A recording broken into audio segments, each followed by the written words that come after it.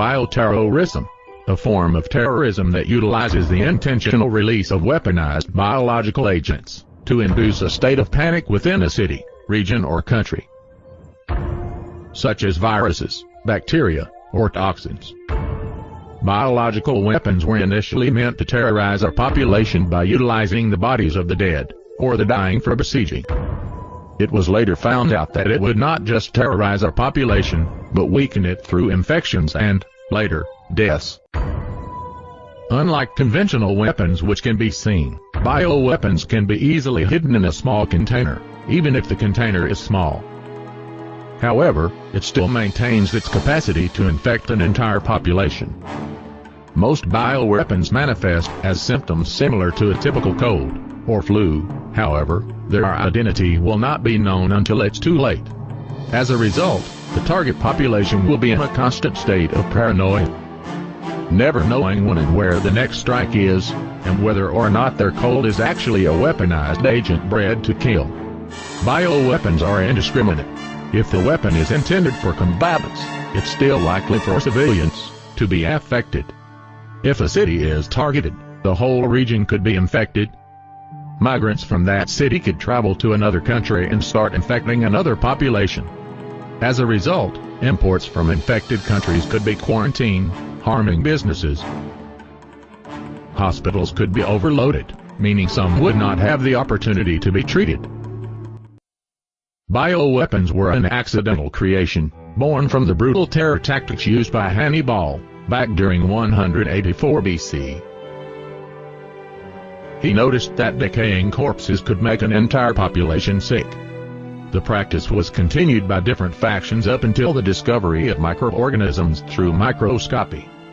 Once the effects have been identified, they could be strengthened further through weaponizing. It was then up to the ones who funded the scientists to use these bioweapons for conflict.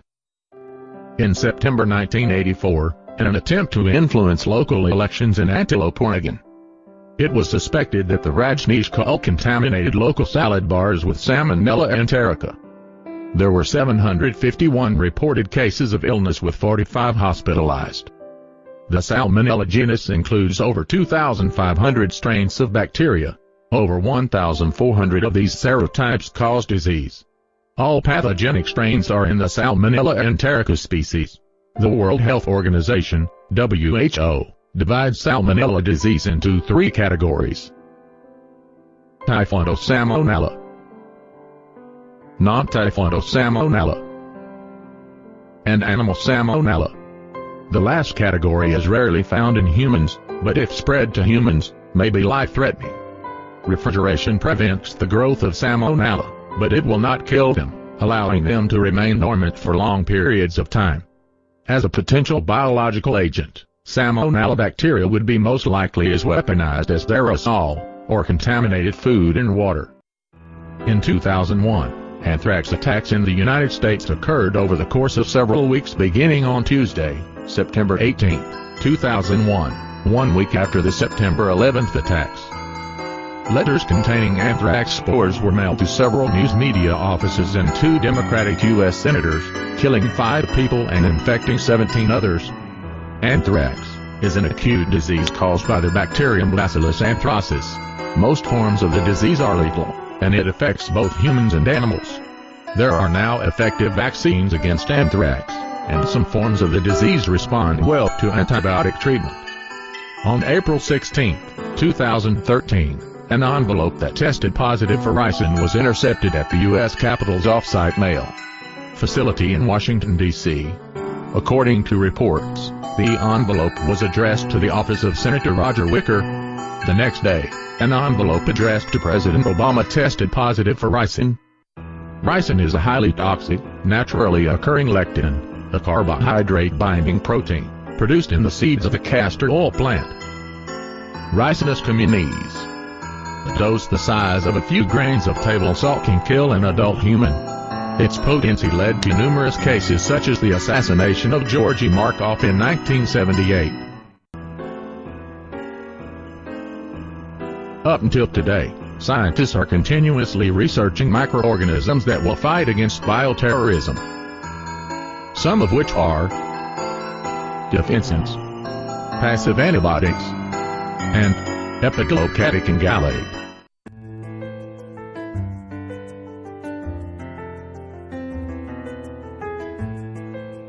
Defensins are small cysteine-rich, cationic proteins found in both vertebrates and invertebrates.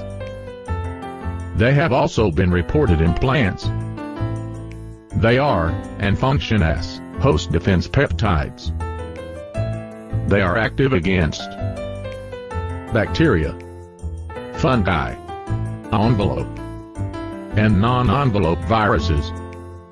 They consist of 18 to 45 amino acids, including 6 to 8 conserved cysteine residues. Cells of the immune system contain these peptides to assist in killing phagocytized bacteria. Most defensins function by binding to the microbial cell membrane, and, once embedded, forming pore-like membrane defects that allow efflux of essential ions and nutrients. The potential threat of biological warfare with a specific agent is proportional to the susceptibility of the population to that agent.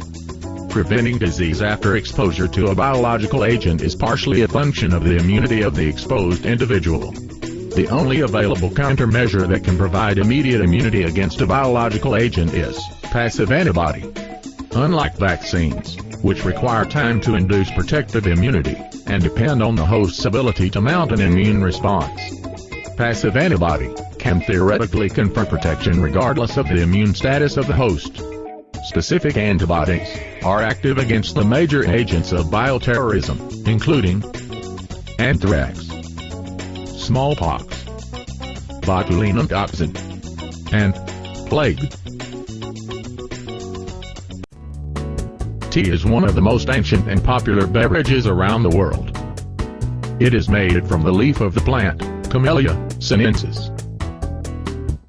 It is composed of polyphenols, alkaloids, amino acids, carbohydrates, proteins, chlorophyll, volatile organic compounds, fluoride, aluminum, minerals, and trace elements. The polyphenols, a large group of plant chemicals that includes the catechins, are thought to be responsible for the health benefits that have traditionally been attributed to tea.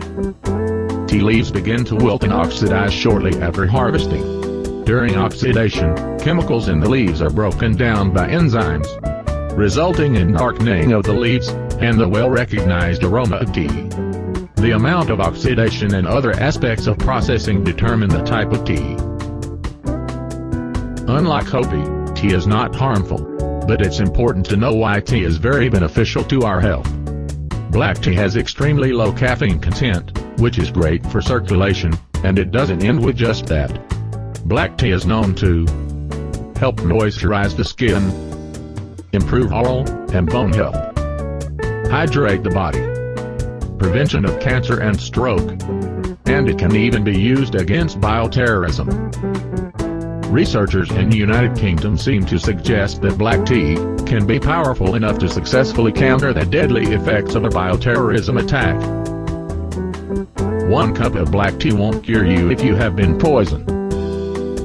But with further research, compounds extracted from tea could provide an antidote to poisoning following a bioterrorist attack.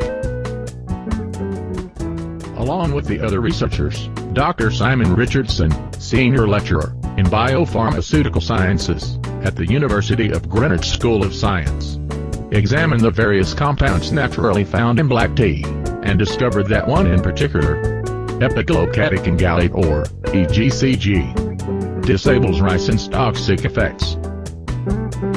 A joint American-British study has also concluded that a humble cup of black tea could be well added to national defenses against the bacterium Bacillus anthracis, more commonly known as anthrax. A serious and rapidly progressing form of the disease occurs when the bacterial spores are inhaled, making anthrax a potent threat when used as a biological warfare agent. But when it has germinated and is causing an infection, black tea can work against it, since it has the ability to inhibit the activity on anthrax quite considerably. An earlier study out of Wales found that EGCG was shown to diffuse not only ricin, but also a host of deadly microorganisms, toxins, and other harmful compounds. EGCG is already widely available in supplement form, which means the public does not have to wait for further research to be conducted on the compound in order to experience its poison-fighting benefits. Bioterrorism still occurs worldwide. However, it is now a fact that more effective countermeasures are being developed to essentially prevent the chances of it happening. Defenses normally found in the body are being strengthened to become more resistant to infection, giving a patient precious time to receive treatment. Passive antibodies are tailored to specific viruses that allow you to simply inject them upon identifying the virus. Epiglocatic gallate, being available in the market in the form of black tea, is currently widespread, and once it reaches full development, it will become a potential universal counter to common bioweapons. The near future holds many promises, but it's only the beginning.